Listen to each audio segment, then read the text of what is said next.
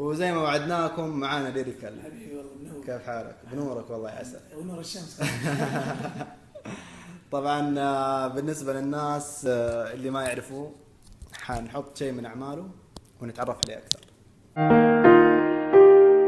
ما توقعت فراقك صعب، ما توقعت فراقك صعب، ولا أكون شخص ضعيف.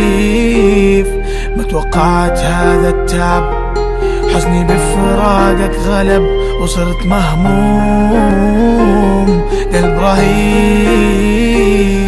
ما توقعت فراقك صعب، ما توقعت فراقك صعب، ولا أكون شخص ضعيف.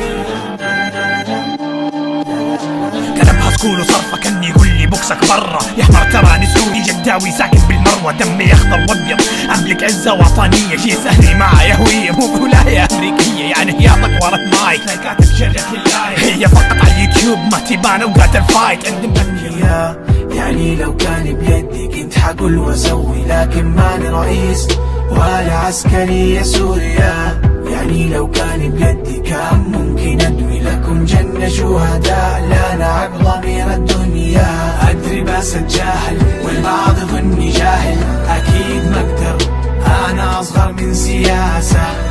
بعقلك يوم تقول لي سيب الميديا وقاتل، انا مواطن. ليريكال عرفنا عن نفسك كذا، حكينا عنك شوية. احمد حكمي 22 سنة من جدة، مؤدي راب ومغني كورسات ومغني روك اند رول، كلها بتاع كله.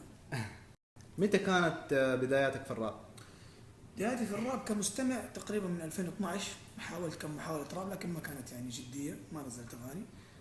بدايتي فعلية في اليوتيوب 2016 كلها الحمد لله. كيف كان تقبل اهلك في الراب، وهل يدعموك في هذا المجال؟ والله تقبلهم يعني ما لا هم متقبلين ولا يعني عادي كذا، تحسهم مو مهتمين يعني، بس يدعموني لا ما يدعمون. طب كيف بعد الشهرة يعني ما قالوا اوه ليريكال؟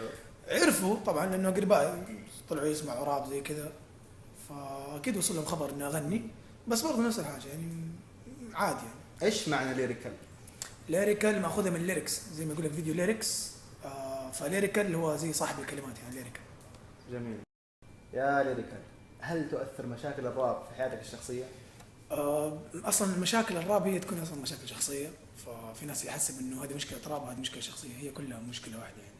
فاكيد هي شخصيتي اكيد هي نفس الراب، وانا اللي اقدم راب يعني. ليريكال، بما انك انت تسوي اغاني من ضمنها دسات، ففي جمهور كبير منهم صغار يسمعوها صحيح ويرددوها، فهذا الشيء بالنسبه لك كيف عادي يعني؟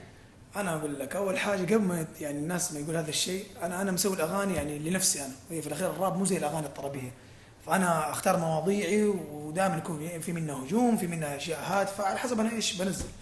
فانا اشوف قبل ما احد يسالني هذا السؤال المفروض يشوف هو اطفالهم ايش يسمعوا يعني. في اغاني اجنبيه كثير كلها سبسبه وكلها فيديو كليبات فيها بنات، وفي اغاني طرب خليجيه وعربيه وتيجي من عندنا هنا من جده كلها بنات وحب وغزل واشياء خليعه. هل جت علي انا لما اغني اغاني يعني لاسباب الشخصيه؟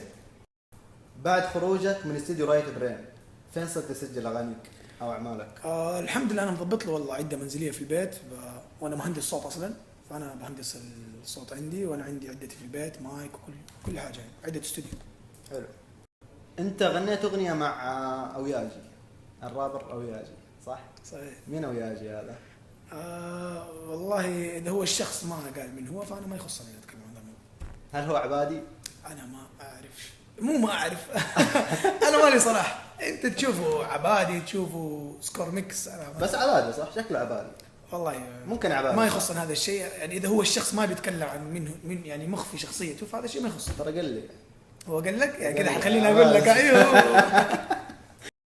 اغنيات كلاب شهره، مين ذول كلاب الشهره؟ كنت تقصد مين فيها؟ هذه الاغنيه نزلت في بدايتي في الراب، وقتها ما كان عندي مشاهدات يعني مره كثيره، فلما انا بدات اطلع زي كذا نعرف يعني انا اسرع رابر عرفت ترى في الساحه يعني، طلعت على طول مره بسرعه بدون جروب بدون دعم احد، انا لحالي طلعت.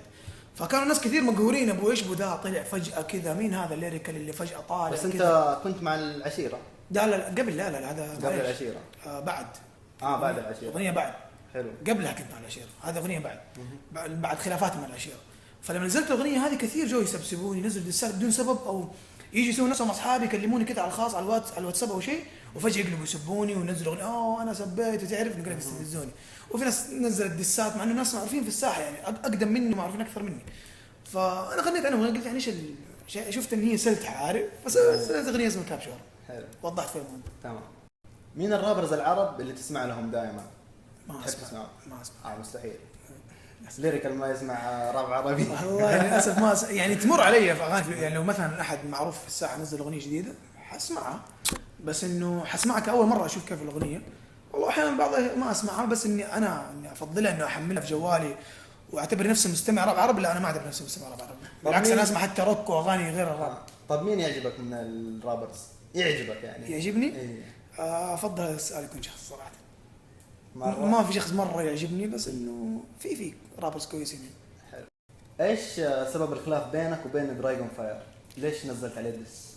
والله شوف، هو الديستر كان استعراضي ترى اكثر ما يكون يعني مره ديس ماخذ بجديه.